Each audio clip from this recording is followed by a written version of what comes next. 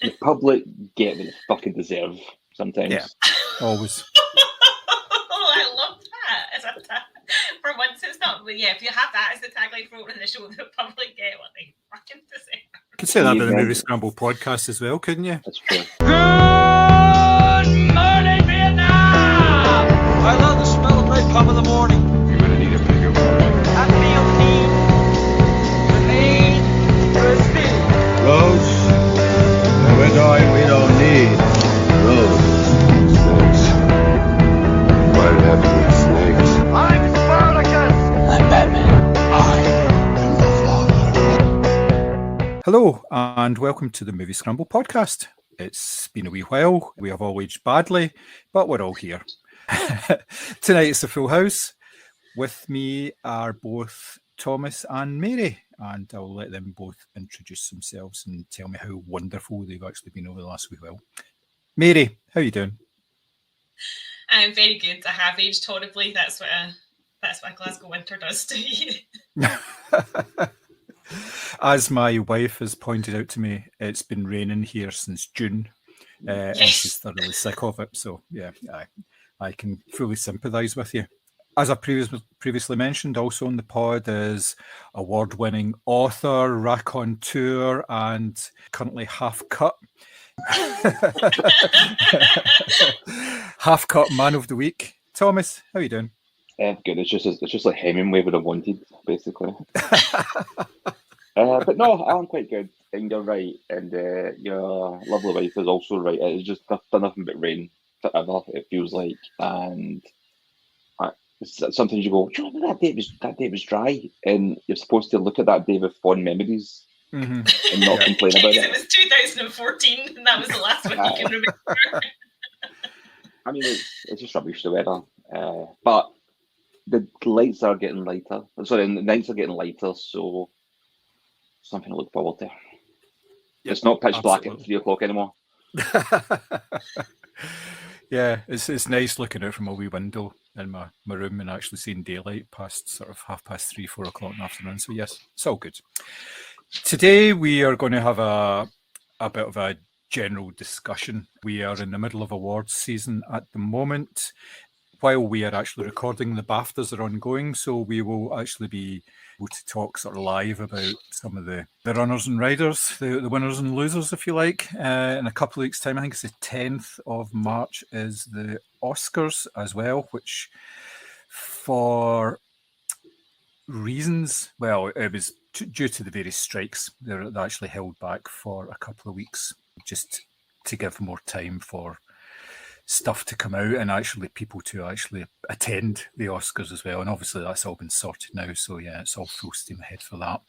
And we'll also have a quick recap of the Golden Globes, which happened at the start of January. They are usually the forerunner and a kind of an indicator of what's actually going to come later in terms of the big awards. And rightly or wrongly, they are regarded as being a bit of a shit show in terms of the awards, that a lot of people do not take them seriously at all, and actually some outlets openly scorn them. I'm thinking in terms of Empire Magazine and Empire Podcast, they just have no truck with them at all. They just go, nah, it's a lot of nonsense, and I can totally understand why, but we'll get into that in a couple of minutes. So, gentlemen and lady, what do you think of the whole sort of pony show that is the awards season? Do you think it does actually reward films that are the best of the year, or is it just one major backslapping exercise for the industry?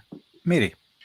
Oh, I'm really torn because, do you know what? I'll sit and watch the BAFTAs, I'll sit and watch the Oscars, but at the same time, I think the more, I feel like in recent years in particular, the more you've seen sort of how nobody can joke at themselves. This is all very serious and highbrow and high art. And when they've had various comedians on over the years who've cracked jokes, they've obviously not gone down very well. Golden Globes this year, by all accounts, was, as you've said, a shit show in terms of presentation and jokes and all the rest of it. And nothing just seems to land. And whilst I do love, scrolling mindlessly through who wore what and who won, which award. And you do have your own wee favourites and your own sort of bits that you've seen that you obviously want to do well.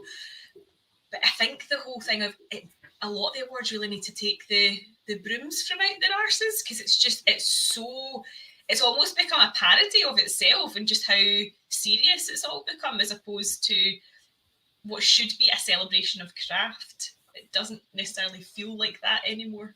Yeah, I totally agree with you on that. There's a lot to be said for promoting films and promoting the art of filmmaking, but a lot of the time it just seems to be it's for the show. If you think about it in terms of what the stuff that you read about the Oscars and the Golden Globes especially is about how many people actually viewed it, rather than there's more talk about the lack of numbers of people viewing it than who actually won, like best costume or whatever, and it's just a lot. Which is weird, because cinema obviously, well, the way the narrative sort of is being pitched is that cinema is very much losing the battle against streaming services or cable TV channels or whatever. And so this fascination on viewer numbers, as opposed to, as I say, celebrating the craft, and quite often you find that these smaller, in inverted commas, awards for technical effects or costume are sort of relegated to the end of the broadcast. So again, it's this kind of weird, jarring situation where they're like, oh, we got X amount of million viewers, does that mean that cinema's dead? And it's, well, no, not necessarily. But if you're trying to actually encourage people to go to the cinema and to revel in these films, then perhaps there should be more effort put into the award system itself.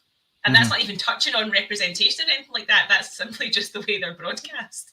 Yeah, well, obviously the Golden Globes is a prime example of problems with representation, because was it 2 years? They didn't get televised at all. I think it didn't happen. So, and there was an awful lot to do with the fact that it's the Hollywood Foreign Press Association who are just a lot of them aren't actual writers in the first place. It's a crazy, crazy situation. Thomas, what are your thoughts? I mean, we kind of touched on this earlier, and a large part when it comes to taste comes down to opinion. You either enjoy something or you don't. That's very, very subjective. But as you also mentioned as well, John, there's a art of filmmaking, and there's a craft, and there's a technical excellence. I could watch the most horrifically made film ever and still enjoy it for what it is. It could be like poorly directed, that kind of thing, like really cheap. There's something a charm. Like you always kind of B movies and stuff like that. There's a charm to them sometimes. And you can watch something like Oppenheimer, which is an absolute masterpiece of craft. Mm-hmm. Yeah, get that. I'm having a quick look at the Golden Globe Awards. Now, the Golden Globes are quite interesting in the way that they actually set out the awards. They've got two separate streams of categories. There's the drama category and there's the music or comedy. Now, a lot has been said about what constitutes a musical or comedy, and they just kind of throw all sorts of stuff in there that just doesn't... The Golden Globes always seems to be about the headlines, about who actually wins. But if you dig into it a wee bit more, this year, for instance, they introduced a category called Cinematic and Box Office Achievement, in order so that they could give like the most popular film an award as well, or the biggest film of the year an award, rather than, like, obviously the Oscars increased their best film to 10 so they could include some of these big hitters, acknowledge them without actually giving them an award, basically so they can say Oscar nominated on it, and supposedly gets more people in to view it. But also with the Golden Globes, when you dig down into it, they obviously have best male, best female, and drama, musical. But when it gets down to the supporting, it's just best supporting in any movie. So by that point, even the Golden Globes aren't interested in the fact that they've split into two. It's just a bit weird. So the categories are quite interesting in not a good way when you look at that like that. And I don't know, it's like sometimes it feels I think the award ceremonies, they're picking the films that again they like. It's not to do with the craft. Yeah. I mean, how long did we go before Martin Scorsese won an Oscar? How many films, T. Brigham, you think? Good Best Year, Best Director, blah, blah, blah, blah, blah. when he gave it for Departed, it almost felt like I suppose it's time just to give him it. Yeah. And sometimes you get that feeling from award ceremonies. It's like, yeah, it's his time. It's like, what was the Well, film that was the whole worthy? DiCaprio narrative, was it not? Exactly. Yeah. He had so many better films and performances that were ignored. It is a bizarre setup, but actually, I'm going to see that thing you said about best box office achievement.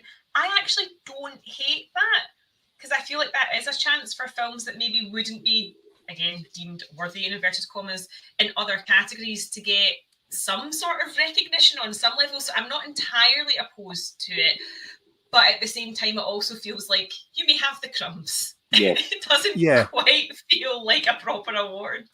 Yeah, well, I mean, if you look at it, Barbie won that, but the nominees were Guardians of the Galaxy Volume 3, John Wick Chapter 4, Mission Impossible, Oppenheimer, Spider-Man Across the Spider-Verse, Taylor Swift, The Eras Tour, and the Super Mario Brothers movie. So, I mean, you're talking about the billion dollar club right there, because they all made an awful lot of money. And you've got to say, do any of them actually, apart from obviously Oppenheimer is there at the top of a lot of lists anyway, but apart from that, you know, do they actually need the bump that they're going to get from winning an award? Because they've already made over $1 billion. I know, and that's the thing. Actually, who's going to go and see like Mission Impossible just because it won a Golden Globe? Like, you either go and see these films, or you don't. Yeah, actually, that's exactly. totally fair point. Yeah, you've got like the Golden Globe winner for like best box office achievement. Yeah, cool. I know. I want to see it. I was part of that. I've gave you money. It's out of cinema now. It's money, and it's that kind of thing. I just don't as a snobbery. And don't get me wrong, if I see somebody I like, a performance I like, a film I like, and it wins, I'm happy. When I see films omitted, it's more jarring for me, because I think to myself, these are great performances, these are great films, these are technically crafted. These tick all the boxes that you want from a film, because it doesn't maybe have the right message Hollywood would like to hear. No audiences. I don't even know if it goes into messaging, because the most obvious sort of snub, or whatever you want to call it, I know we talked about this before, is the whole Elizabeth Moss Invisible Man thing. I just think that was the wrong genre. Maybe if that had been called a psychological thriller as opposed to a horror. No, that's the problem. It's like they just saw a genre film, and that was it. Done. And it's a shame, because I'm going to flip this actually. You think of the Razzies. The Razzies do the exact same thing in reverse. The Razzies are both like Suicide Squad for worst film of the year. And I said, well, Suicide Squad made a fortune at the box office. Where's your logic in that one? Because you just don't like it, or it's not technically crafted. It's a tough one, that was ceremony type thing, because there is a snobbishness to it, and it's almost like, well, people are wrong. Audiences are wrong to like these films. It's like Adam Sandler, for example. I'm not a big fan of a lot of Adam Sandler films, but the man is box office. These films make a lot of money. He's never going to win Oscars for them, fair enough. I'm not saying he should win Oscars for them. But it's almost like you've got these people sitting there and going, yeah, but we're right. It just so happened this year films like Oppenheimer and Barbie made a fortune. A lot of times these films don't necessarily make that much money. Plus there's also that kind of con of, did the film come out at the right time of the year? Well, also just think about the whole Barbenheimer discourse, if you want to call it that. I've never seen a campaign like that, where two films, essentially, their marketing was sort of working together to create this cinematic event where you were either going to the cinema in pink or wearing a black jacket and a hat. Like, it was excellent, right? And it was fun to people talking about cinema and planning their whole, I'm going to see Barbie this night, and I'm going with my girlfriends to go see that, or whatever. But at the same time, there still was this huge drive behind it. And that definitely, I think, got some people who maybe would have only watched one film to go and watch the other, because there'd been so much chat around it. So they kind of benefited off of each other. And I'm not saying that these films would not have done well had they come out separately or at a different point of the year, because I'm quite sure they both would have had the successes they've had regardless. But it is interesting when you think about that, because that's just, in living memory, I can't remember a marketing campaign for two so diametrically opposed films like that ever.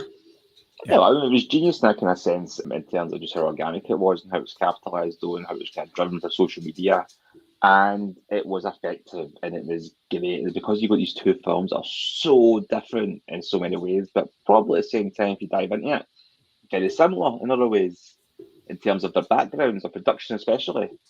But yeah, it was like that's a kind of anomaly though as well, isn't it? Because you had these two films in tandem, and you watch both films, you think, yeah, these films are Oscar bait in many ways. And the fact you have a term called Oscar bait tells you what you need to know about the Academy and what kind of stuff awards they're looking for. Oh, absolutely. But then, interestingly, sometimes it doesn't work. So I think, was it Mission Impossible pushed its date back by a week so it wouldn't clash with Indiana Jones? Yes. And yeah, I'm pretty sure Mission Impossible has trounced Indiana Jones at the box office. So there is a weird thing there where, not that I'm saying you'd have had like an Indiana Impossible campaign or something like that going on, but maybe if people were going to see one, they might have gone to see the other. Maybe they could have sort of benefited from that, but you know. It's a fair point. I think that's something that's kind of missing from cinema a lot these days. It's people doing double headers at the cinema. Go to see two films back to back, and no, I can't explain what double header is, but it's like you have. But just say people say, let's don't release a film in this date. Let's move it back in case it clashes. People go and see this over that, and that's fine because sometimes people make a choice. But then you get something like Barbenheimer, and you think people aren't just making a choice; they're going to see both. Maybe sometimes give the audiences more credit. Sometimes they'll see one over the other.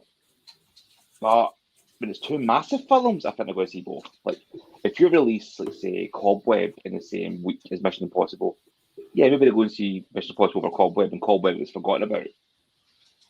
But if you release Mission Impossible and Indiana Jones in the same week, chances are people are going to see both. Yeah. I think so, but I think that was a studio decision from the peeps at Mission Impossible.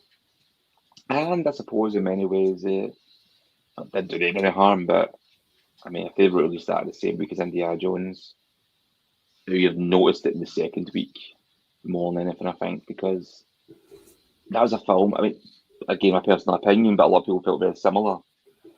It was fine when you watched it, it was okay. And then the more you thought about it, the more you realise I'm struggling to remember things I enjoyed in that film. Yeah. You've got to remember that the film industry is risk averse. Yes. They don't take chances if they don't have to. So by keeping films apart, they're banking on the fact that people will go and see both of them in opening weekend when all the publicity's aimed towards a movie. So if you have two on the same day, somebody's going to lose out.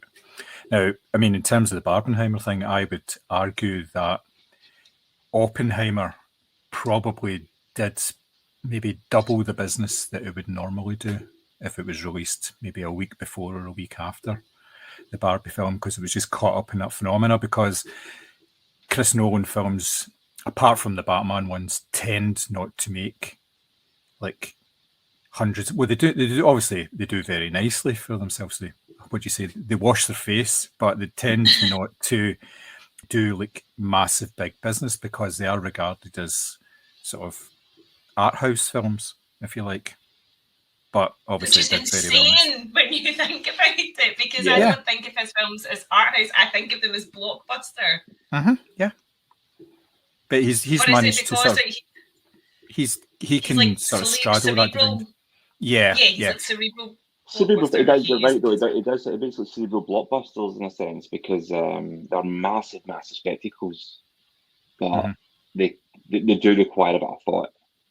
Yeah, they're not popcorn munching films. Yeah, and they tend not to be. Obviously, I'm excluding the Batman ones here, but they tend not to be franchise films. It's all original. I say original. Obviously, Oppenheimer isn't an original. There was an Oppenheimer before the film. That's not what I'm saying. But in terms of the movies, it's one-offs, if you like. We're not going to have an Oppenheimer 2, although I'm sure somebody has suggested it. Oh god! Do you know the thing is though? See what you were saying about them being like risk averse. Like I was looking through like films that come out sort of the tail end of last year or sort of beginning of this year as well, and I honestly think we're going to get to a stage where, see, like a best original screenplay, that's going to be so up for debate because there's all these prequels, sequels, franchises, spin-offs, musical versions, cartoon versions, or animated versions. It's insane. And actually, in a way, I suppose when you're looking at things like, I mean, Oppenheimer obviously is based on a person and a book, and so is things like The Zone of Interest and Poor Things. But actually to see like original sort of property or ideas, whatever you want to call it. How much of that's going to feature in future? But that's a problem, isn't it? Because even going back as far as Inception, like 2010 when that came out, that was quite a big deal because it was an original screenplay.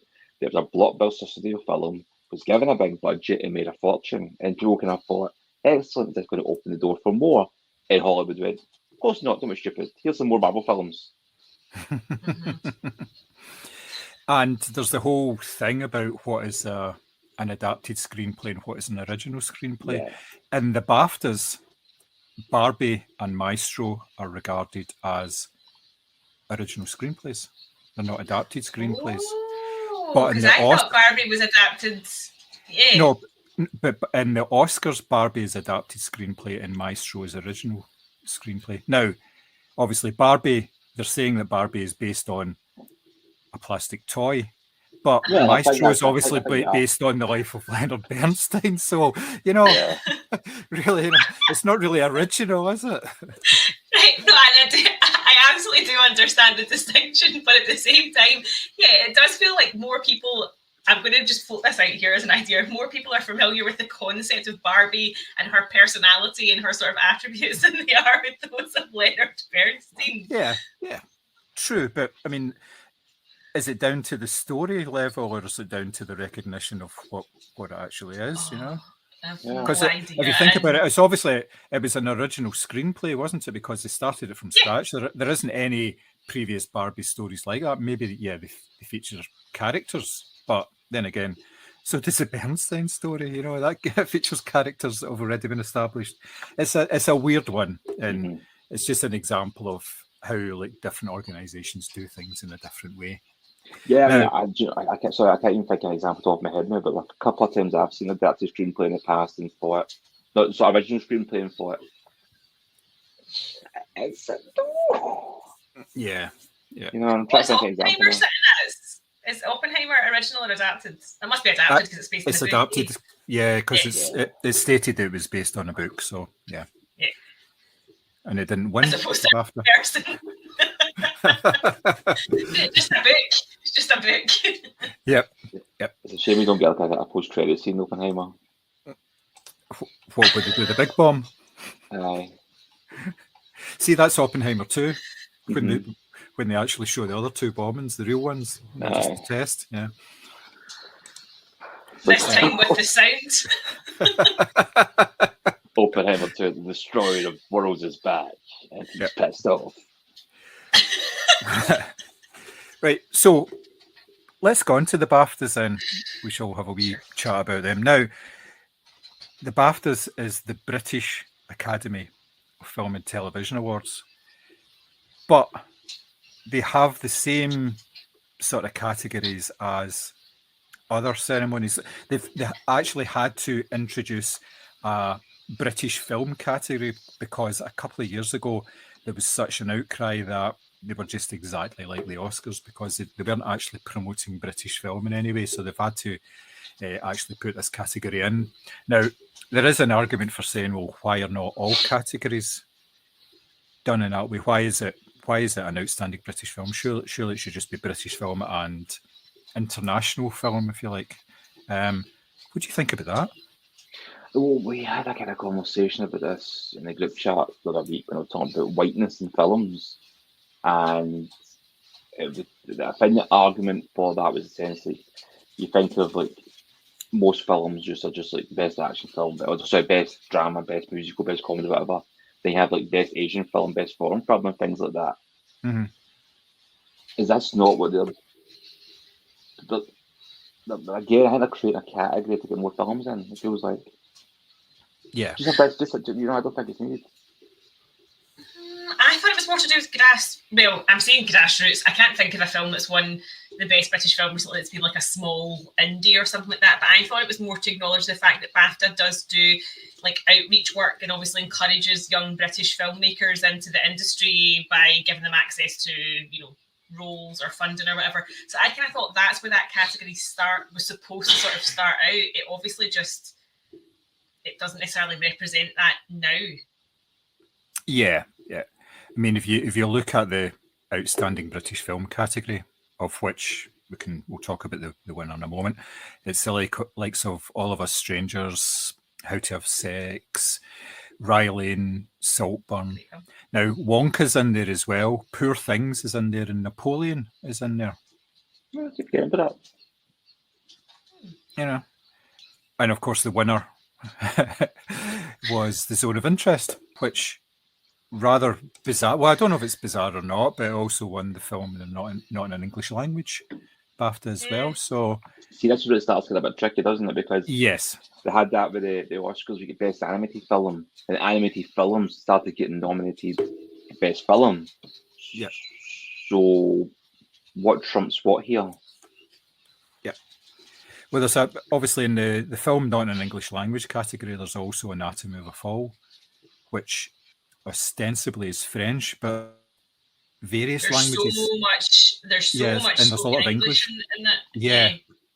I think that was the reason, because Anatomy of a Fall, even though it's classed as a French film, is not the French entry into the Oscars. They chose no, but that's film. because the director, I think, pissed a lot of people off when she won her award at Cannes and gave a scathing speech about the French government and the pension crisis and the state of French filmmaking. So they just went, nah, fuck you, you're not getting your Oscar entry. Not officially, obviously, but I think they were kind of punishing her for speaking her mind. Yeah, and that's not backfired in the French Academy at all, hasn't it? They're too busy dealing with Gerard Depardieu claims at the moment. They've got no other time on their hands. Yeah. So, what did you think about the BAFTAs? Do you think it is a decent awards ceremony, or do you? I mean, if you think about it, if you remember back maybe about a decade ago, the BAFTAs changed the date of their award because for some time it was coming after the Oscars, and therefore it was regarded as being a sort of an afterthought. So, in order to try and promote it a wee bit, yeah. So what do you think of it in those sort of terms? Do you know, it's a weird one, because last year everyone went mental at the BAFTAs because it gave huge awards, like some of the big biggies, as it were, to All Quiet on the Western Front, which really deviated from what the Golden Globes had done and obviously what the Oscars went on to do. Whereas this year it seems to be towing the line a bit more. Yeah. I feel like sometimes with the BAFTAs, you do get a wee surprise win, a wee indie left field that you're never going to get at the Oscars. And because it does feel smaller, I feel like there's maybe the hopes that some of the more sort of the result shocks will come in. Whether or not any of these award ceremonies should still be on a calendar of things. I mean, I don't know. I think dwindling audience numbers would suggest that nobody's as interested in awards anymore. I mean, I do still watch the BAFTAs, as I say, because I do sort of hold out for that sort of like left field win. It just happens to be a coincidence that two quite big war films have won the last 2 years to keep me happy. Yeah. It's almost as if they're made for you, isn't it? Like I say, we're about halfway through the ceremony just now, and there's been a number of awards actually granted. Documentaries, 20 Days in Mariupol. The animation category is a good point in case for what you were saying earlier, Thomas. The winner was The Boy and the Heron by Hayao Miyazaki. Now, for some people, they're saying, yes, it's a very good film, but this may be his last film, so it's about time he actually receives an award, a big award for it. Now, I know he's been awarded in the past, but maybe not get the recognition that he's rightly deserved for decades worth of work. So it's kind of seen as being, there you go. There's your. It's rather than like they used to. Oh, was it Lifetime Achievement Award? Wasn't it? Lifetime Achievement, They used to give to people who they actually never actually gave one to. They may have been nominated several times, and they thought, oh, wait a minute, they're 85 and they're still alive. Let's give them something, Let's get them up on stage, That reminds me. Who's getting the BAFTA Fellowship this year? They usually announce that pre-ceremony, don't they? I'm not sure actually. We'll have a dig through. Just when you said they're 85 and they're still here, still that's alive, usually what tends to happen at the Fellowship Award. I can't see it on the list at the moment, but no, it will be. No, but like you say, yeah, it's usually indicated beforehand. Yeah, there's nothing there. But anyway, right, going through various lists. I've done a documentary, Boy and the Heron. Best director, Christopher Nolan for Oppenheimer. Now, that's a difficult one to argue against, I would say. It's a strong category, obviously, with the Holdovers, His Own Interest, Anatomy of Fall, and Maestro, and All of Us Strangers. But in terms of a sort of a director's vision, you would be kind of hard pushed to look past Oppenheimer, whether you like the film or not. It was one of these films that, for a lot of people, was one of the best of the year. So I think that's a reasonably good call. Would you think? Yeah. Yeah, I agree. It's hard to argue against. I mean, whether it's a personal preference or not, but that's such a powerful story as well, and very much of filmmaking. It's just storytelling, and for the most part, it's a courtroom drama, and it's absolutely gripping. It's not an action-packed film. It's not. I mean, it jumps about nicely. It tells a story in a way that keeps you captivated. Yeah, and that's, you can tell, the subject matter in terms of it's quite grim and stuff like that. And it's a long film, gripped. Do you know what's interesting though? So is Anatomy of a Fall. It's essentially a courtroom drama, and it's 2.5 hours of talking, right? And actually, the ending for that is way more ambiguous than obviously what the ending of Oppenheimer is. But it's interesting how you're saying like there's no question of him winning that award and all that sort of thing. But it's interesting that a film like that obviously has been talked over at this level, and then Anatomy of a Fall, which, from what you've described, is a very, very similar premise, and yet I don't think it'll even touch the sides of what Oppenheimer is going to achieve. What do you think Warner Brothers must be thinking right about now, after Chris Nolan obviously was with them for years and years? They supported his projects, and it came to it was a sort of two-pronged thing. One of them was when they decided to release basically all of their 2021 films online on HBO rather than putting them in the cinema without telling any of the filmmakers. And I think the other one was when he went to them and says, look, I've got this idea for a film. It's going to be about a guy that won the war for the Allies and then get fucked over by the American government, and I'm not going to use any CGI in it, so it's going to cost a shitload of money. Where do you want me to sign? So, and they obviously went no, and then he moved on. Yeah. And he's obviously getting the recognition he deserves. And a lot of it is based on his reputation as a filmmaker, which was obviously built up over a couple of decades with Warner. So they must be kind of going, what the actual fuck? Have they not just signed an exclusive deal with Tom Cruise, though? Did I not read that? Yes, they have, yes. To produce... So maybe they're trying to recoup whatever they fucked off with something else. Well, bear in mind, Warner Bros. Also owns DC, so there's probably a lot of things to try to recoup. Yeah, and DC is not a shit show, let's face it.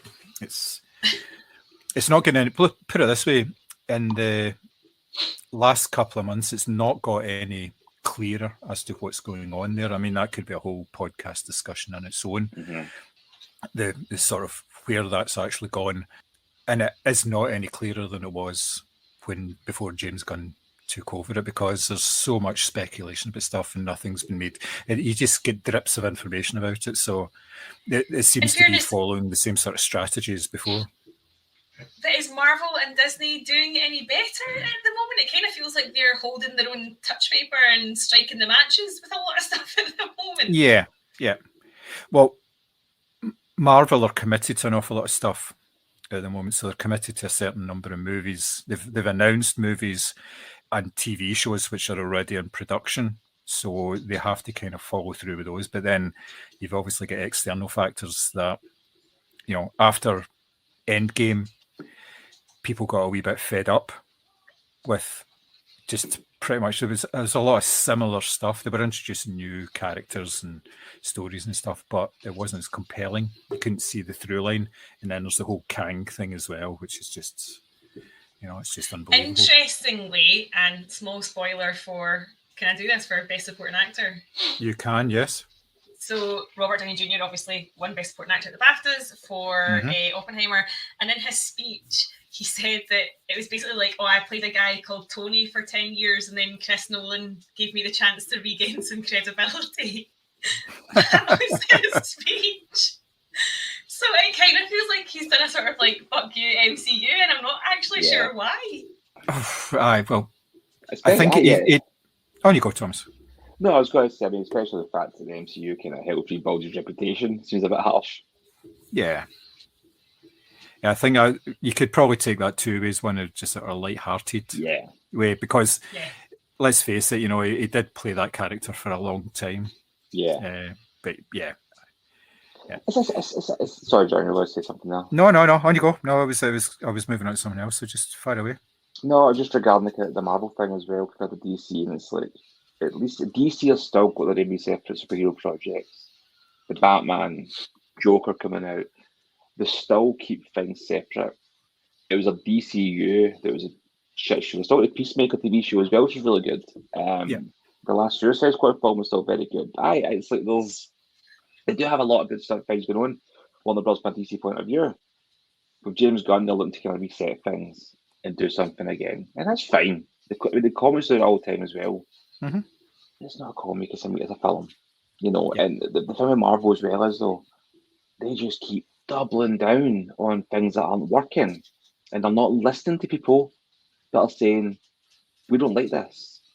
They're telling them not listening to the people that say, we don't like this, so we're not going to watch it.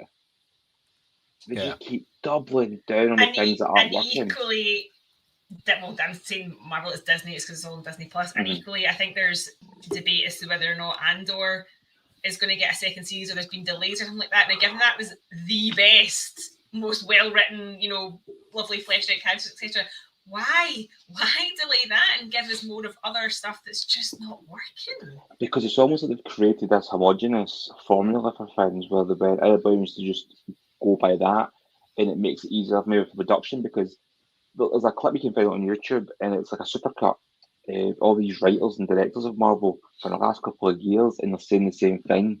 We didn't read the comics, we're told not to read the comics, we're told to bring our own spin to it. It's like, you have all this source material that people are familiar with.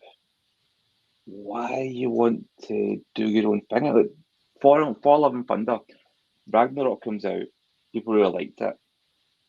Taika Waititi is in an interview saying things like, maybe I'll read a Thor comic one day and understand the character.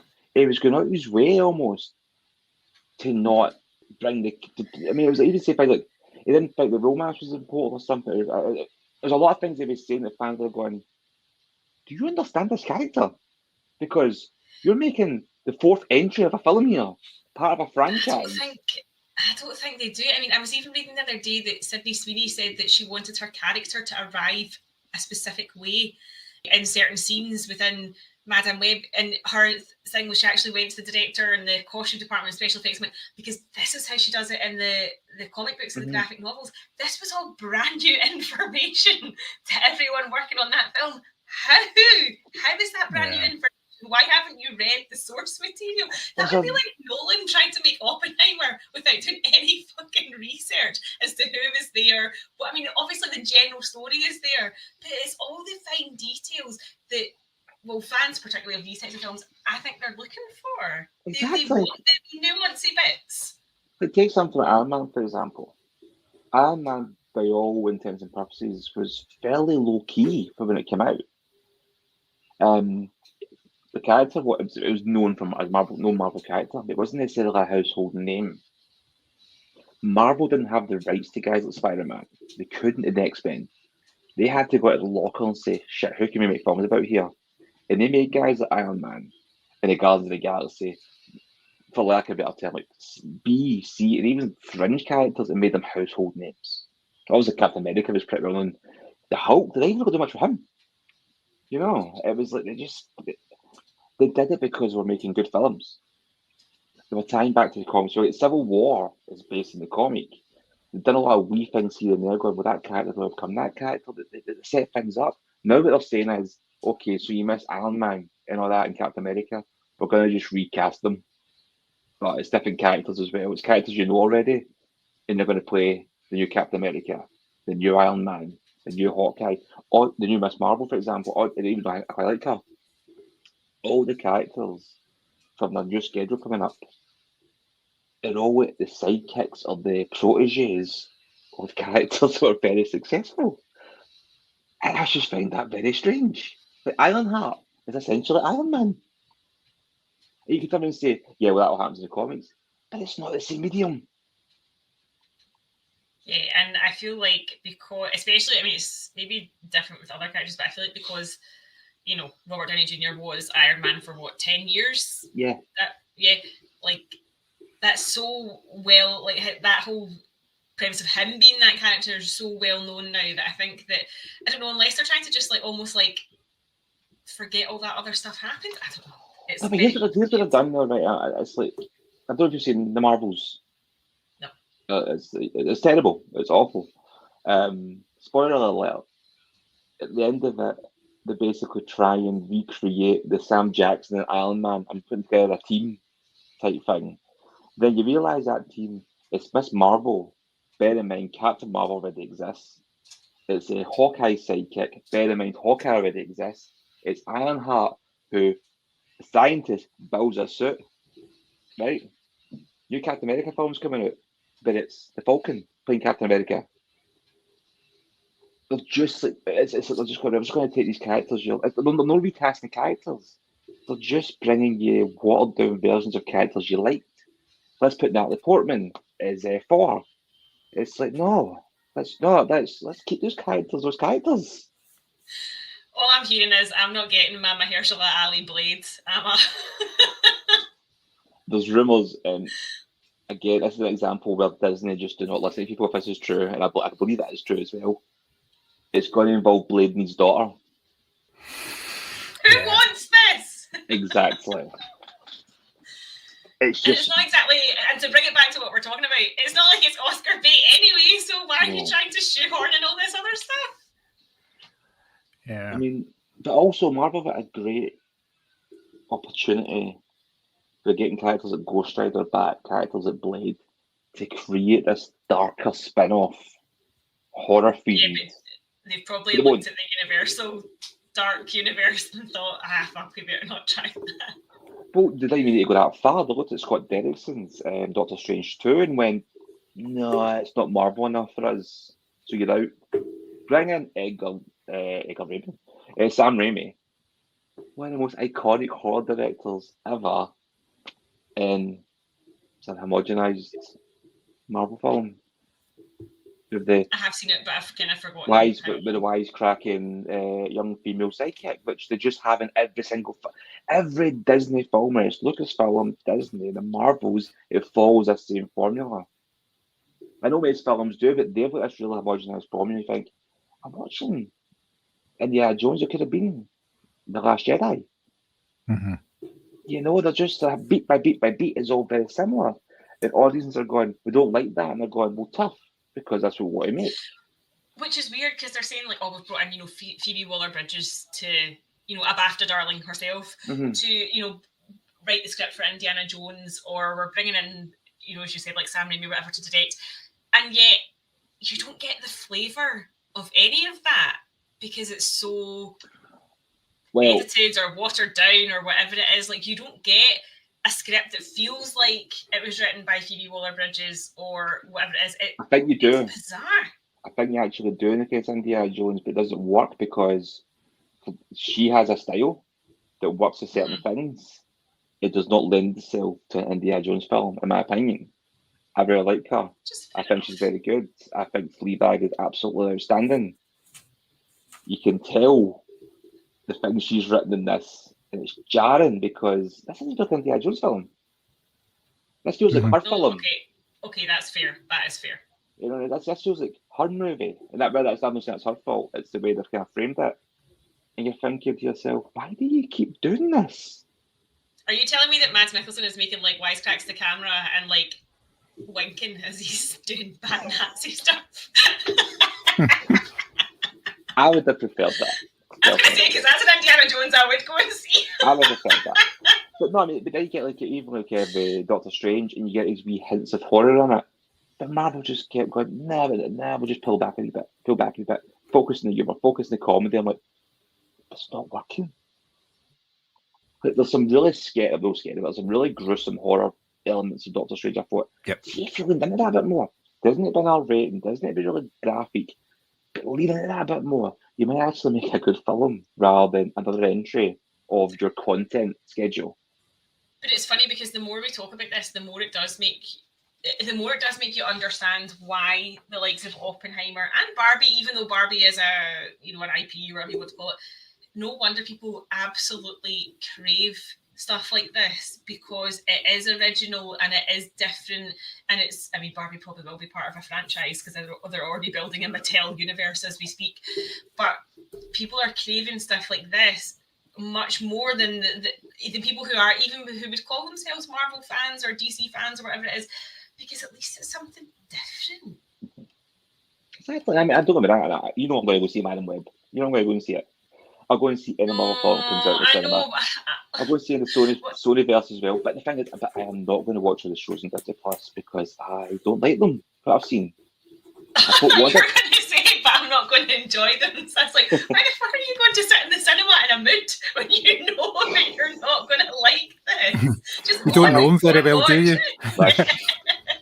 I mean, like, for example, I watched WandaVision. I thought it was great up until the end, and it just became tacked on space, me in the sky type thing, CGI fight. I felt there was that's what's kind of going, but that was a really, really interesting idea they had. Really clever, really original. Then it went, but we need to Marvelize it. Falcon and Winter Soldier started off really good. It was cinematic as well, man. That's really people watching this in the cinema. And then as it went on, you're like, okay, you're kind of losing me here. And then at the end, I'm like, you're just trying to lecture me. Don't lecture me. I was enjoying this. This was fun. I'm quite happy to have politics in shows. I'm quite happy to make me think. Don't tell me how to think. Let me appreciate the message. I don't need to be told the message. Show me it. Don't tell me it. That's a big problem with film in general. Yeah. Is that bit in the trailer, Cindy, Joe's we've all seen, when you get you stole it from me and I stole it from you. And Phoebe Bridgers goes, and I stole it, that's capitalism. It's like, fuck off, man. This film's set in the 50s. You know what I mean? And then you've got the new Blue Beetle film where they're like, this guy's like Batman. And he goes, Batman's a fascist. It adds nothing to the film but piss people off. Why is Batman a fascist? I feel like that has to be the title of this episode. Never mind like awards season or anything like that. Awards season recap scored out. Why is Batman a fascist? So there's also rumours as well, as you can believe it, apparently they were going to have a spin-off Indiana Jones. Phoebe Bridgers was supposed to take over as a new Indiana Jones. And I'm like, she's great. She's very talented. Why are you trying to ruin her by doing something like this? It's not suited. Not everybody's suited to the same thing. It's not even that. The stuff that's coming out, like, see, like the Mean Girls musical and stuff like that, and they were marketing it as this isn't your mom's Mean Girls and stuff like that, which one I take great offence at because I definitely was old enough to see Mean Girls the first time around, so the fact they're referring to my generation as mums is really upsetting. But even that is like, it's literally just Mean Girls, but a musical. It's not even like a spin-off or the next generation or anything like that. It's literally just the same film. And that, like, to bring back to what I said like earlier, like, it makes the whole original screenplay thing feel less and less certain as a category moving forward, just because there's so much stuff. And I use the word stuff purposely because all these studios start referring to things as content, but there's so much stuff out there, and so very little of it appeals to me. And even like, looking ahead to see what's coming out this year and what do I want to invest my time in going to see and all that sort of thing, there's so very little that actually makes me go, I definitely want to go and see that, which is really disappointing. I know it's a shame because, people tell me we've always had films like that. We've always had popcorn munching things. That's fine. Which, by the way, I don't object to. I don't like to just be clear. I've got no issues with that. Yeah. They're very entertaining. They were just getting bland films to fill a slate. Yeah. And that's what I feel. Take the Marvel. We'll go back to the Marvels and Disney and that kind of thing. Because, let's be honest, I'm not punching down here. Disney happened to be quite a decent sized company. But the Marvels was, again, look at MCU in general. Very well told story. after the Endgame, you're thinking, how are they going to do this? They bring out Black Widow, which should have been out years prior. There's also a prequel, and you're thinking, this is a very good film, but I'm sort of confused in terms of my emotional involvement because this character definitely fucking died. But hey, it was a good film. It was fun. Don't overthink it. Just watch it as a standalone film. It's just difficult when Marvel give you homework for films. Shang-Chi was great. That's a really good film. And you think to yourself, maybe I've gone somewhere with this. Eternals I didn't think Eternals was that bad. It's very flawed. I didn't think it was as bad as people made out to be. And then it was like they went back to like Thor and things like that, and you're like, right, what are you doing? And then they bring this content out in Disney Plus, and it's just like the Marvels was a sequel to like 5 different things. Right. WandaVision, just to be clear. WandaVision, Secret Invasion, Miss Marvel, Captain Marvel, and Endgame. And you watch it thinking, okay, Danny, I've seen all them. Oh no, because they've not really mentioned anything. So in a way that's quite good. But also for people that did watch it, they went, this makes no sense. Because the tones are starting to jar. I will say we watched Secret Invasion and Nick Fury was portrayed this Secret way. Invasion? Sorry, what the fuck is that? Did you watch it, John? I watched a couple of episodes. I didn't watch very much because I got a bit bored with it, unfortunately. Yeah. But I was really looking forward to it. It's about, well, basically a secret invasion of Earth, like they're taking over Earth, and obviously Sam Jackson is involved in trying to sort of sort it out. The premise of it was pretty good. I think the comic book was pretty good. Mm-hmm. I think I've read the comic book, but yeah. The shapeshifters, so you never really know who's who, and that's supposed to thing. But as John said, I never watched it with I just gave up on all the content. But apparently, Samuel Jackson in this, Nick Fury, is this like broken and bitter, kind of like battle worn, done with everything type guy. And the Marvels, he's wisecracking, he's funny. It's just like people that watched the Secret Invasion went, "Is this a follow-on?" Because it's the same fucking character. Jesus Christ. Brie Larson looks like she could not be asked in the film. What? I thought you were going to say in the press tour, not in the fucking film. No, there was no press tour because it was during the actors and writers strike. And that's the thing. So the Disney turned around and said, "Yeah, the film didn't do well because there was no press tour." And it's a fucking MCU film. It was also a sequel to 5 different things. And you think your lack of marketing for it was why people didn't see it? It's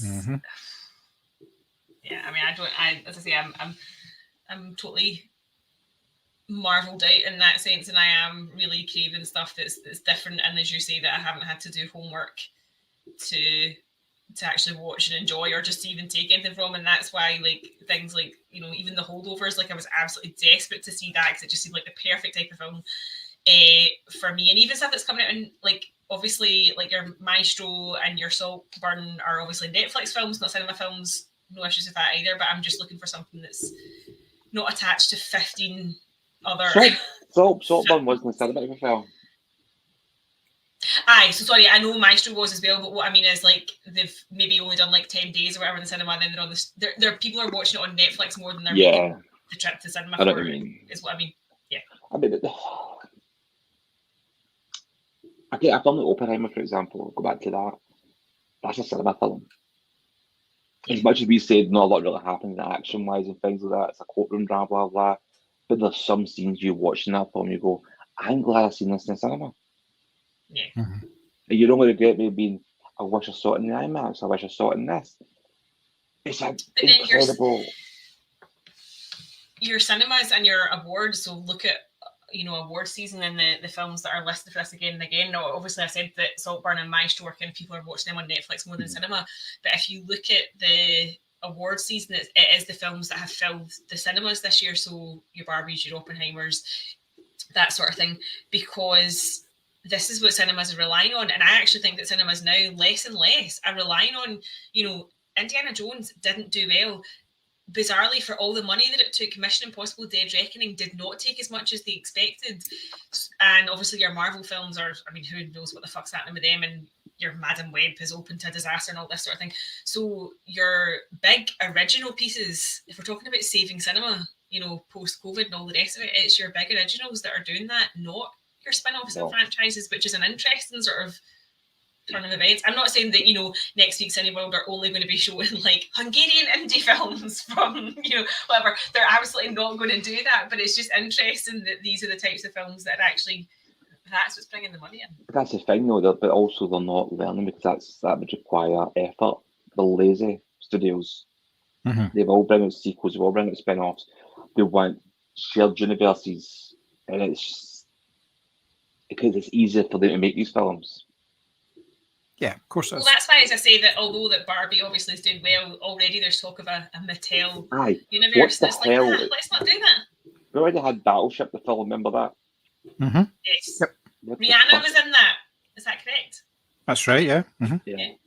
But it's that kind of thing. It's like there's been talks of a Monopoly film for a while as well. So the board game universe still to come. How the fuck do you make a Monopoly film? I don't know. Ridley Scott was attached.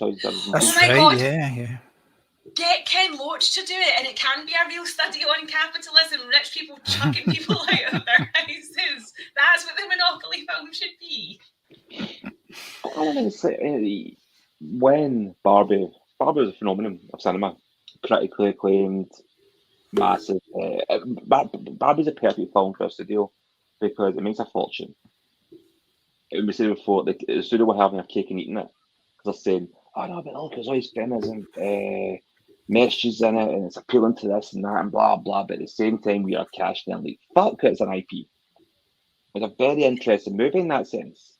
But then they're like, "Yeah, we're going to bring out a Polly Pocket fucking at the end of the credits." You know what I mean? Like, see about fucking Infinity Gauntlet or something. I don't know. Like, you don't need to have a shared universe for everything. But obviously, that's what it's easier to do because at the end of the day, as much as we like films, we'd like to see even some more Hungarian films in Cineworld. The public get what they fucking deserve sometimes. Yeah, always. I love that. For once, it's not. But yeah, if you have that as the tagline for opening the show, the public get what they fucking deserve. You could say that about the Moviescramble podcast as well, couldn't you? That's true. There's that period of like every week in the cinema there was a film, and the marketing was a white background and big red lettering, and right off the bat you went, or floating heads posters. Yes, and you knew like off the bat, your Black Adam one behind you is a floating head poster. Yeah. I mean, that's an interesting case study in itself. We did podcasting alone on that film and The Rock's ego. I don't think we've got the lawyer funds between us to try and take on The Rock and his ego in a podcast. But then you talk about the IP type thing in that as well. They're going back to old horror films now. And we're bringing a new Halloween trilogy. We're bringing a new Exorcist trilogy. And my first thought is, do these films have a new trilogy? Exorcist trilogy? Yeah, that Exorcist film last year, Believer. That's part 1 of 3. Allegedly. It may not go to 3. And you have 2 Frankenstein films coming out because Maggie Gyllenhaal's doing one, don't know who's doing the other. And then obviously we're going even further back and there's obviously the Nosferatu. But I am actually looking forward to the Nosferatu remake just to see what he does with it. But... yeah, sometimes it'll work, but my thing is when it came to the Halloween didn't even bother too much until I thought about it after. But with The Exorcist, it's like, rather than just make a new film, it's like, no, we've got a new trilogy planned. Is that like kind of film that lends itself to a trilogy, though? And then you're watching this film and going, the stakes for me are different because I know there's going to be another 2 that might not get made, as John was kind of alluding to there, because let's be honest, I don't know if you've seen The Exorcist Believer, it wasn't very good. No, I didn't even know it was a thing, to be quite honest with you, so no. It's a funny thing, is The Exorcist there's a new Omen film as well. Sequels. A new Omen film coming out, that's right. For fuck's sake. Really? Who's playing the creepy kid? Oh, it's a prequel, I think. Yeah, it's a prequel. Unreal. Yeah, it's just... But the thing is, the first Omen film had 3 sequels. There was 4 of them in the remake. The Exorcist had 2 sequels, but they weren't planned sequels. And sometimes that can hurt the first film Because you watch the first Exorcist Aye, film, if you're going into it, Yeah. I'm making 3 films, not 1. Yeah. it doesn't lend itself to any more sequels. It's just Exorcist a standalone film, and then somebody said, let's make The Heretic. Then somebody went, fuck, I'll make a third one. Then it just stopped. Because these are the films, that was a franchise movie, you know. Whereas this, they're going, okay, let's make it a franchise now. And it's like, let's just concentrate a film at a time here. See if that's good. Then build on it. Which I think it felt like went and did with Halloween. Because the first Halloween, which David Gordon Green was very good. And I liked Halloween Kills. Fuck knows what the last one was meant to be. Yeah, it wasn't very good, It unfortunately. wasn't, but bizarrely, for a film that was a planned trilogy, didn't feel like one. No. It kind of felt kind of sort of bolted together. The last one, it didn't really do a lot. To be honest, I expected a total gore fest for the last one. I thought it'd just be like, wall-to-wall killings and all that. Which I just expected didn't Michael happen. Myers to be honest with you. A bit more. Yeah, Have you seen and that it? would have been. You would have seen it, maybe not. No. It's The only new Halloween film I saw was the one that came out. Oh, fuck, I don't even know what it was called. But Julie Curtis was in it. yeah, It's the only new one I've seen. it's probably just Halloween. It was shite. Sorry. No, Like it. don't need to apologise to us. We didn't make it. Yeah. No, I know, but I know that, like, obviously, topics in particular, this is precious to you. It just didn't do anything for me as a film. Like, it was just shit. Didn't have the message she was looking for. Didn't say anything. No, it didn't. Wasn't I Hungarian didn't see enough. I didn't see Michael Myers look repentant once. So I was really upset that he seemed to be reveling in. Okay, you laugh at that, right? But that was actually some of the criticism for Halloween Kills. No, that's not real. That's not real criticism. He killed a gay couple, and there was complaints. That he wasn't sorry that he's killed them, The or fact that he's killed a gay couple. the latter. Right. Is And that then the Guardian's 1-star review? To be fair, I think it was one of the things that one person tweeted it that became a story. But All right. But no, I mean the last one is fucking. I'm gonna have to tangent here, but a point being, it's like sometimes just on its own. Don't look towards the first film. Look at the evil films, like the MCU, for example. When Iron Man came out, they weren't like, right, how's he going to fight Thanos in 10 years' time? They just made a good film. Oh no, see, I kind of feel like I thought they alluded to the fact that they had a 10-year plan. I actually thought it was the opposite. No, because they did at the end of it, they kind of hinted at making an Avengers film. But all it took was one bad film for that to get jettisoned. I mean, one bad box office. Like, if 4 came out and it just tanked, might be, actually. Yeah, no fair. I hope Chris Nolan is listening to this podcast, so when he does sit down and write Oppenheimer 2, that he doesn't make the mistakes that we're pointing out here. Well, that's the thing. I've been trying to make a joke for the last half hour about who would be in the end credit sequence for Oppenheimer, but I kind of think a scientist from that era that would pop up. I don't know Is that TikTok I think at that time when it's one of the guys at World War One, and it's like I'm going to shoot a guy. We call him the painter. Yeah. In fairness, that's exactly what would you call it, Stan? Oh fuck! Oh, Kingsman. Yes. Like, at the end of the last Kingsman, it was like, basically trying to insinuate he's just this misunderstood guy. So yes, the Kingsman, the new film of that is a Hitler film. So Yeah. Oh yeah. we know how that ends. The Hitler verse. Happy Doobie. That's true. Inglourious Bastards showed us that we can play around with history and it will still work. That's true. True. As long as Daniel Bruhl's in it. Okay, so having started talking about award ceremonies, veering off wildly in a tangent and then veering off wildly in another tangent and almost circling back to Iron Man, we've gone off again, so fair enough. Who really gives a damn? Our listeners probably asleep by now, aren't you, Bob? Oh, Andy will be listening as well. Oh, and Andy, yeah, sorry. We should really say listeners now. So the final awards have been given out in the BAFTAs, and basically Oppenheimer's the big winner of the night. They've won all the major, the big awards in that supporting actor, film, director, leading actor. Obviously didn't have a leading female actor, I think. I'm kind kind of sad Emily for Paul Blunt was up. Giamatti. Yeah, absolutely. But again, these things, it's unfortunately the way these things go. The Holdovers did win a couple of awards. It won the casting award, and it also won the supporting actress Yeah, which award, I'm glad for. which is a pretty decent shout. Interestingly, we have Poor Things getting a couple of technical awards. They got Best Visual Arts, I think it is. Let me see. Yeah, it got hair and makeup, and it got visual effects. Now, it was a stunning film to look at, so I'm not really surprised at that in any way. Yeah. And Emma Stone won as well in the actress category, which is quite a strong category, that one. Obviously, there was her, there was Sandra Hüller, Carey Mulligan, Margot Robbie. So it was a decent category. Also, there was Vivian O'Para for Rye Lane. I don't know if you guys have seen Rye Lane, the sort of wee romantic comedy, a British film. It was a really excellent wee movie. It's only like about 85, 90 minutes long, but it was totally spot on. It gained quite a lot of attention when it came out, but again, it was very early last year, so it may have sort of dropped off the radar of a few people. But yeah, so no real surprises, and I think we'll see a similar thing with the Oscars in a couple of weeks' time as well. It's interesting that Maestro didn't win anything, Killers of the Flower Moon didn't win anything. That's surprising. Don't get me wrong, and you were going to talk about this film at some point. I didn't think it was that great, personally.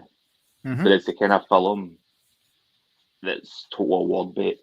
Oh, yeah. And it is really well made. It's crafted really well. I just didn't find it that enjoyable before I watched it. I thought the first hour and a half flew in, and then it just dragged for me.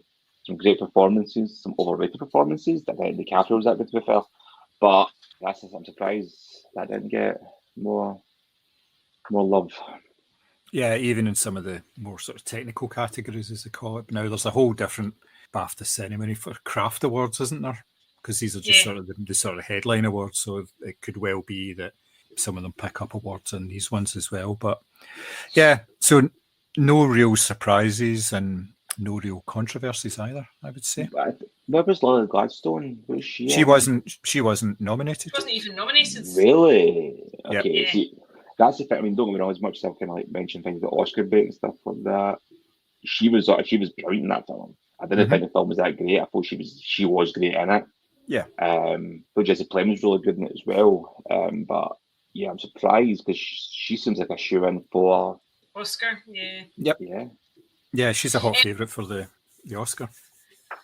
One thing I will say is that the E Rising Star Award, which is voted for by the public, was won by Mia McKenna Bruce. And if you have Mubi, How to Have Sex is on that, and she is the star of that, and it is absolutely brilliant. Like, I went into it not really knowing what to expect from it, and it felt kind of sort of improvised in places and sort of slightly cringy in others, but it's kind of meant to be. But I absolutely loved that film, and I thought it was a really, like, if that's her debut, I mean, extremely impressive. It poses a lot more questions around the whole kind of, consent situation, all that sort of thing, and I thought she was excellent in it. And I totally thought that the woman from the Veer, the Io was going to win the Rising Star Award. So actually the fact that she's won it, given that she's obviously smaller profile, definitely I can't imagine many people have actually seen that film. I think that's quite interesting. Yeah, it's a good show. Yeah, it was a very, very good performance. So yeah, interesting.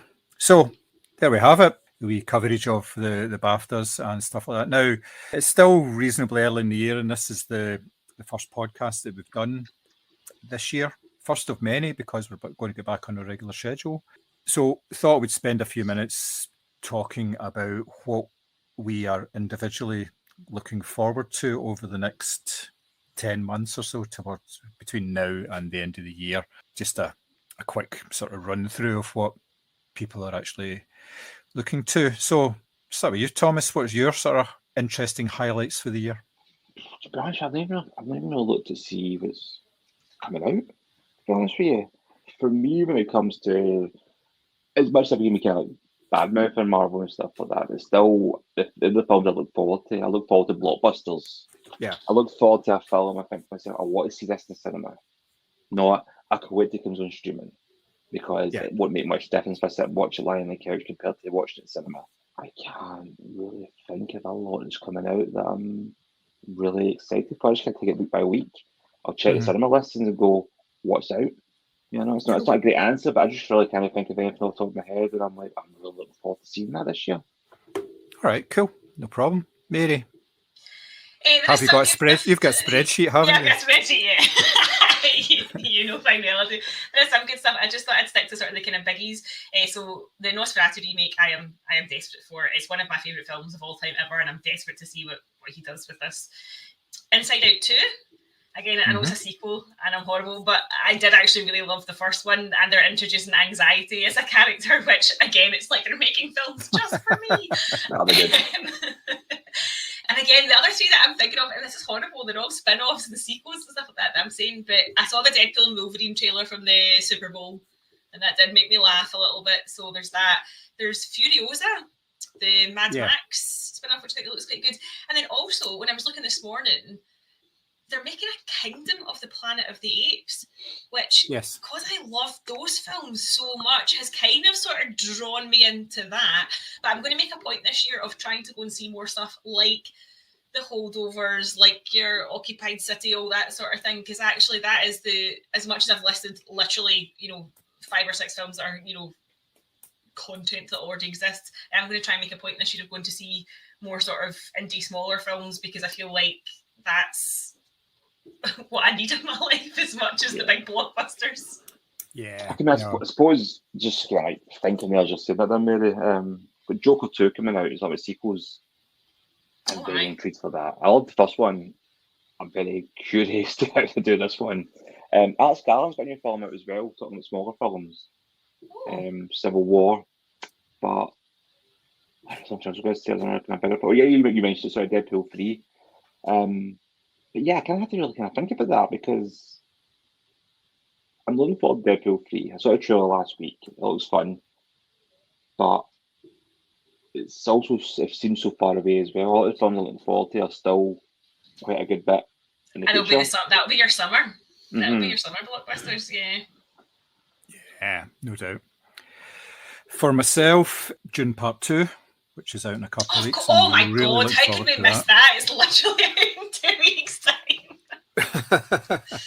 Are you going to get the butthole cinema, the popcorn bucket that looks like a butthole? I didn't even know that was a thing, but yeah, that should be quite interesting. I'm going to send you. I'm going to send you pictures just You're going to to be clear of the popcorn bucket. I'm also looking forward to Monkey Man, the Dev Patel film. He's starring in it and directing it. It's coming out, I think, at the end of March. It's about a guy who unleashes a sort of campaign of violence against folk who murdered his mother. It looks excellent. It looks like a really, really good sort of action movie, and I'm interested to see what he's going to do in terms of direction, so should be quite good, hopefully. Also looking forward to Ballerina, the spin-off of I forgot that was this year. The John Wick franchise as well, which is quite good. I'm looking for something I don't know if it'll actually be good or not, is Red One, the Dwayne Johnson and Chris Evans film, which has been delayed. It was meant to come out 2023 originally, and it's been pushed back, and it seems to have been fraught with difficulties, but it could be quite interesting. There's a new Paddington film obviously as well, Paddington in Peru, which comes out in November. New Smile film as well, Smile 2. I thought Smile was a pretty decent horror film, so yeah, it wasn't. Sorry to interrupt, John, because clearly I'm looking at films that are coming out this year now. Because I just didn't really think there's a Nicolas Cage one coming out. I can't remember the name of it. There's probably about 4 or 5 Nicolas Cage films coming out. There's probably quite a few. You have to be more specific. It's like a serial killer horror film. It's really intriguing. Long Legs. Yes. That looks amazing. So it's Oz Perkins that's directed it, and I absolutely loved that February or Blackcoat's Daughter, whatever you're calling it, depending on where you live in the world. I thought that was excellent. And yeah, actually, they've released posters for that Long Legs. That's also on my watch list for this year. It looks really, really good. Nice. Last one for me is the new Godzilla film, because I've seen them all, and you know, You're committed. monsters fighting monsters. You know, you can't really go wrong. So I'm quite happy to watch another one. So that's actually fairly decent. Also, the Quiet Place prequel, which I'm a bit kind of, of course, yeah, day one. Not sure about personally, because I love the other two, but the prequel things kind of threw me a wee bit with it. But yeah, I love the other two, so I'll definitely go and see that. Yeah, King, forgot about King Kong as well. Actually, I really loved -1. That was great. I haven't seen it, but I've heard Brilliant. obviously So great things from. in this one, you know what I mean? It was like, it annoyed me because the last one was out during the pandemic and I couldn't go and see it in the cinema. And that's the film you want to go and see in the cinema. Yeah, definitely. Yeah, these are big screen experiences, these type of films. So, you know. Back to us in America about Furiosa. That's a film I'm just not that excited about. And I think a lot I've of part seen of it some because stills, and I thought it looked. I mean, it's I've seen kind of the piqued trailer my for it. interest. No, I think for me it's because it's almost 10 years since Mad Max Fury Road came out. And It is not. 2015. 2015, yeah. Fuck. So it's been Sorry, just time is just as a concept. It's just not applying anymore, is it? almost 10 years since the last one, and they've changed the actress, and it's kind of like it just feels like I'm hoping it's good. I'll go and see it. It just feels very Black Widow to me in the sense of like, yeah, you missed the boat with this a wee bit. Ah, right, okay, no, fair enough. I just thought visually it looked quite exciting. I loved the Mad Max film, so I thought visually it looked quite exciting. But it's there's quite a lot out this year. I think in terms of obviously the kind of, as we've just listed, some of the sort of the bigger franchises and stuff like that. I didn't realise it'd been 10 years since Mad Max, so in my head that was like 5 minutes ago. So cool. So at least we have a few things to look forward to this year, which is always very nice. It could have been a lot worse, let's face it. There's an awful lot of sequels and franchise movies, like you said, Thomas, but that's what kind of makes for a cinema experience a lot of the time, you know, going to see these films actually on a big screen with another 3 people at the Forge in Parkhead. So it's all good, you know. So that's the show. Thank you very much for listening in to us. If you want to get in touch with us, we are available at the usual outlets at Facebook. Sorry, didn't mean to say that. We are Facebook. Yeah, we are Facebook. You know, we are Moviescramble. You just search for Moviescramble on all of your social media channels of choice, and you'll be able to find us. Drop us a message. Let us know what you think of the podcast. Let us know what you think of the website as well. If you've got any ideas that you'd think that would be a good fit for us, please keep them to yourself. Yeah. Don't need backseat drivers. This is not a democracy. So, yes, please get in touch with us and let us know what you think. If you'd like to rate and review us on your podcast app of choice as well, it helps get our message out there as well, which is always a nice thing. And it's nice to hear nice things, let's face it. And like Thomas says, if you've got bad things to say about us, then just get in touch with Thomas directly. You don't need to speak to either myself and Mary, because we're like small wilting flowers. We can't take that sort of criticism. So I've got a kink, so yeah. So from myself, cheerio, and we will see you really, really soon. Bye. Bye.